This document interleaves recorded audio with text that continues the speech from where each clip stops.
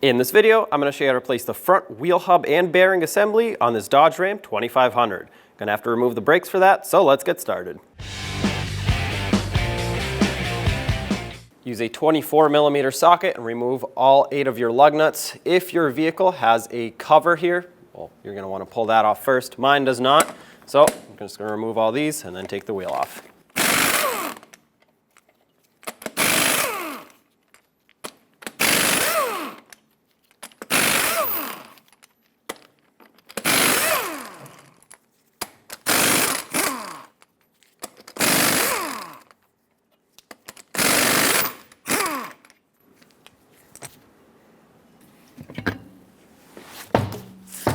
With an 18mm socket, I'm going to remove the 2 caliper and bracket assembly bolts that hold it onto the front axle, and I'll put the whole assembly aside.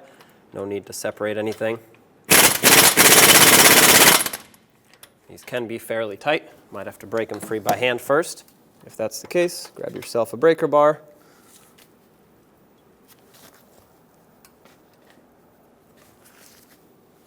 There we go.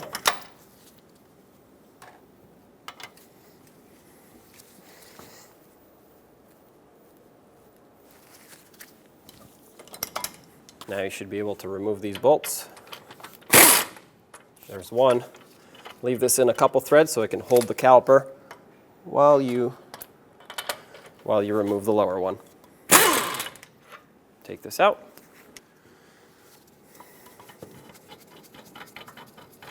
Take that other bolt out, set it aside, and at this point you should be able to remove the caliper, bracket, and pads off of the rotor. I'm going to set it right up here and bungee cord it so that it's out of my way. I do not want to put any pressure on the brake hose. If you pull on this, it will get damaged. I'm going to use the bungee cord and tie the caliper up just so that it doesn't fall off. There we go. Now you can remove your rotor. If it's stuck on from rust buildup, you can either hit the backside or just hit it right in between the lug studs. That should break it free.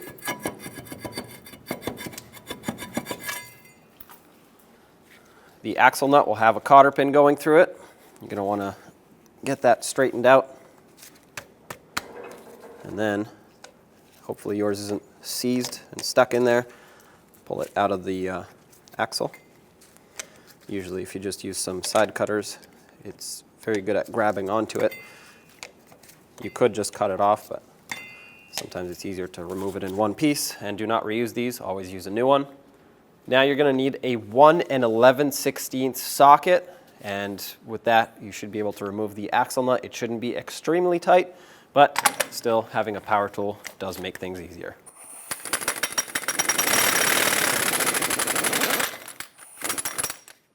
Okay, take it off. There is also a washer here, remove that as well. Usually there is supposed to be some sort of bracket here that holds the ABS wire. Mine's missing, so I'm going to move along. We have to unclip it off of all of the other retainers. Some are along the brake hose, and all you have to do for these is just pull them out. That one already came out. Just like so, follow it up. There's one right behind this control arm that's hiding. They all look the same. This right here looks like it has a push clip style retainer that has the slide out. So I'm going to use a trim tool for that one. Oh, okay, that wire tie broke, but I will be removing this to replace it with a new one. There's that.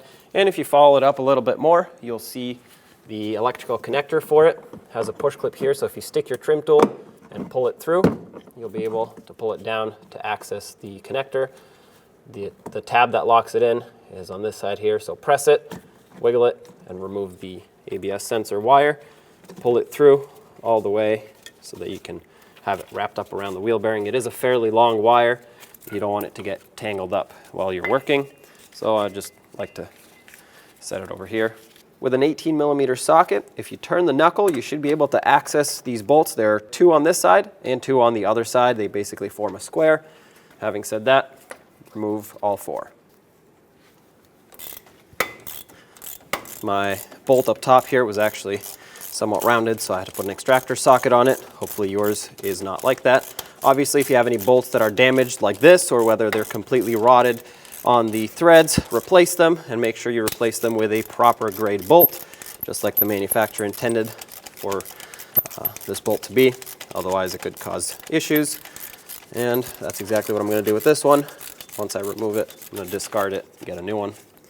Having said that, the other ones should be a little bit easier to remove with a regular socket.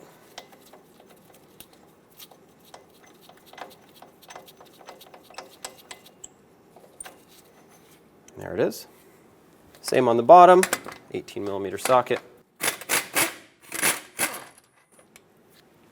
Same on the other side, 18mm socket. Because the tie rod's in the way, you might need a swivel for this.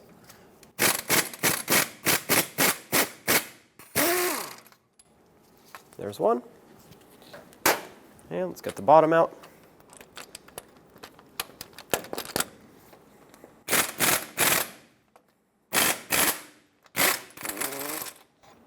There's the bottom.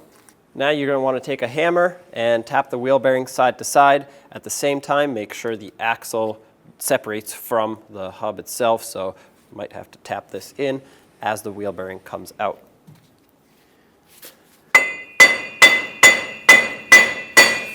It's already separating on this side.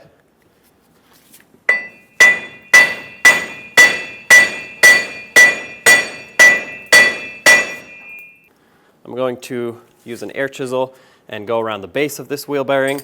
It's starting to separate, it's just fairly stuck. So I'm going to use this to not only push it off, but the vibrations from it should help break the rust free.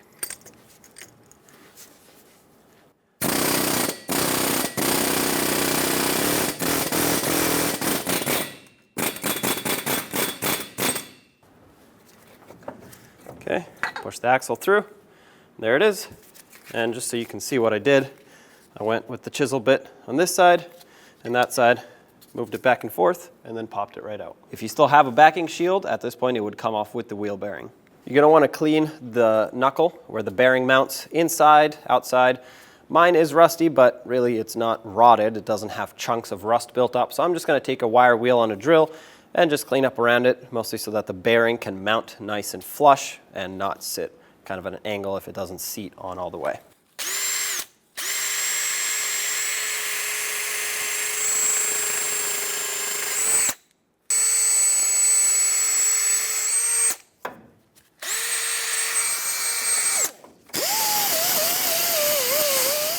Now that it's all cleaned up, doesn't have to look perfect, just has to be nice and flat. Rinse it down with brake parts cleaner.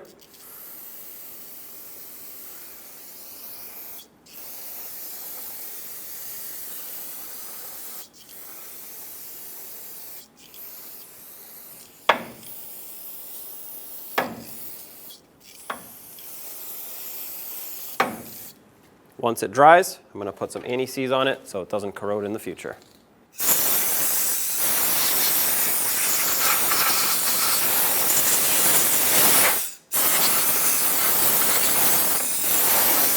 Apply a thin coat all the way around on the outside as well as on the inside, as well as on the splines of the axle.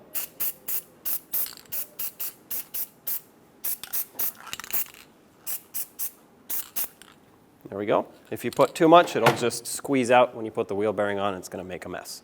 Now to reinstall, I'm going to put the ABS wire through the backing shield and make sure it's facing with that cutout at the top.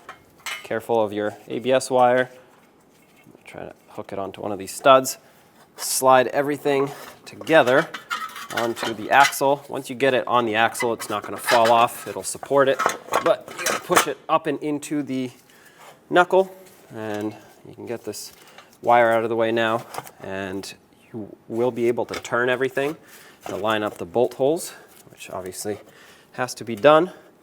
So at this point, I think it's pretty much lined up. So let's go behind it, stick all the bolts in, and gonna make sure they all start before any get tightened. Slide in one of the bolts, whatever lines up first. Might have to move the backing shield as well as the wheel bearing around to get the threads lined up. Once they line up, if you cleaned up your threads, if they were rusty, it should thread on nice and smooth, which is the case for me. I'm pretty much just bringing it in all the way by hand, which is great. Do the same to all of them. I like to have them all started and close to being bottomed out before I tighten them, just in case this has to move around, because if you tighten one, you can't move it anymore. There we go.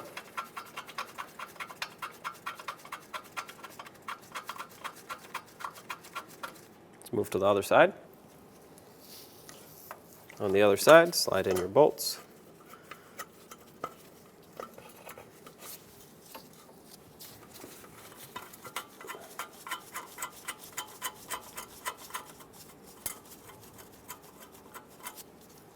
That one's in, and the bottom one.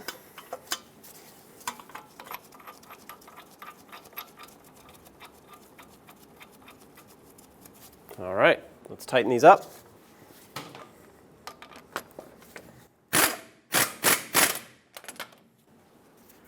With the bottom on the other side tight, let's do the top on this side, going in a cross pattern. And then bottom on this side. And then we'll move to the top on the other side. Let's finish tightening this top one on the other side. Now we can torque them all. 149 foot-pounds is the torque. That's one.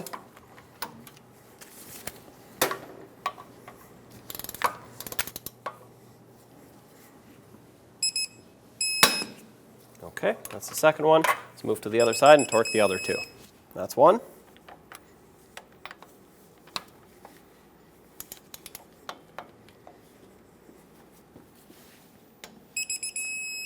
And two.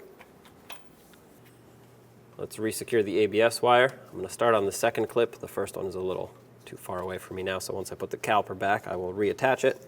Just follow it along, and every little rubber piece here should line up with a clip that it secures in. So I'll just press it in. This one's hiding behind this control arm. Pull it up, the ABS sensor. This has a new clip on it, and a retainer, so press that into its mounting location. Right by the brake hose, the brake line. And then this gets clipped into the electrical connector. Make sure you have it the right way. Click it. Once it clicks, lock it in and secure it here. If you want to use a wire tie on this, go ahead. But if you just tuck it behind the fender liner here like that, it shouldn't go anywhere. Install the washer that goes over the axle nut and reinstall the axle nut. Let's tighten it up. I'm not using my impact to do the final tightening. I'm just using it to get it close. That stopped spinning, so let's grab the torque wrench. To torque this, the torque is 263 foot-pounds. I have a pry bar going through the lug studs here to hold this from spinning, so I can actually torque it, and my torque wrench on the axle nut.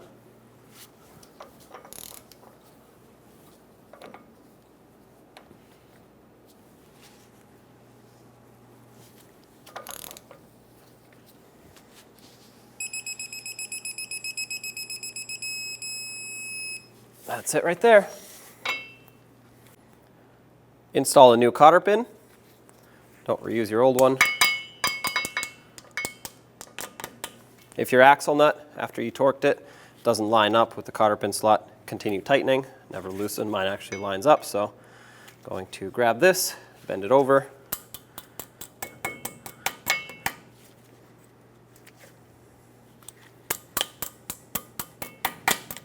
There we go. Let's coat the hub in a thin layer of anti-seize to prevent this from rusting in the future, especially once the rotor goes on here and it stays here for an extended period of time. Avoid the lug studs if you can. If you get any anti-seize on them, just wipe it off.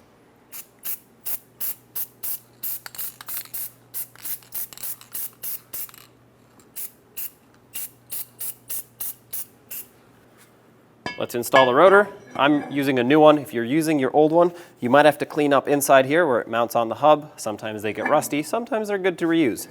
Having said that, press it on. And to avoid it falling off like this, I'm going to use a lug nut and thread it on all the way. This is going to hold the rotor in place so it doesn't keep flopping around as I install the caliper.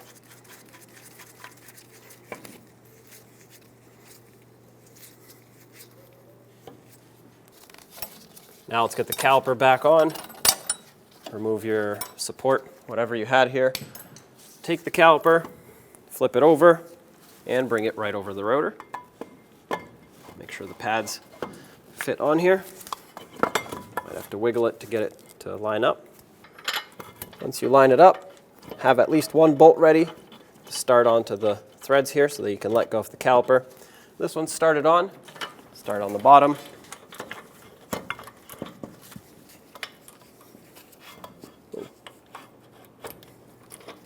Might have to move it around a little to find those threads. Let's snug it up. And the top. The torque for these is 250 foot-pounds.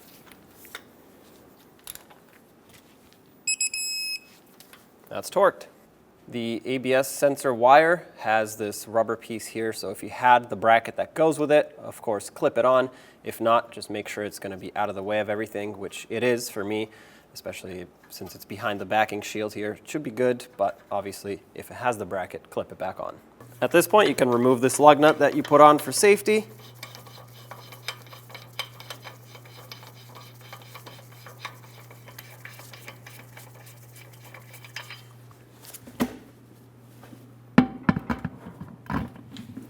And let's get the wheel on. Press it on all the way.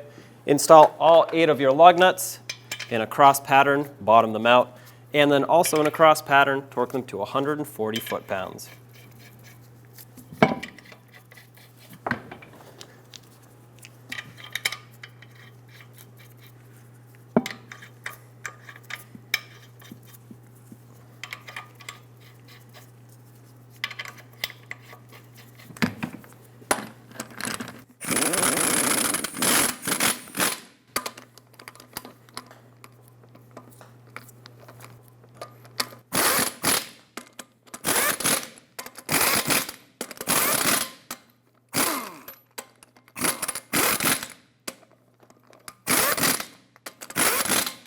Let's torque these lug nuts to 140 foot-pounds in a cross pattern.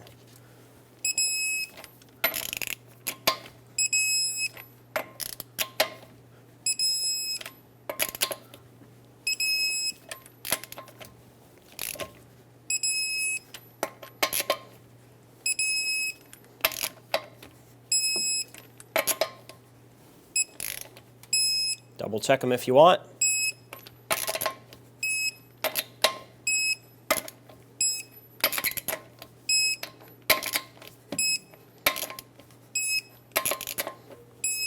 At this point, if your wheel had the lug nut cover, snap it back on. It just clips on. If not, there you have it.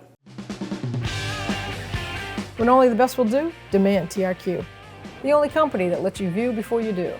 TRQ is committed to offering the highest quality aftermarket auto parts that are engineered for peace of mind. Thanks for using and viewing with TRQ.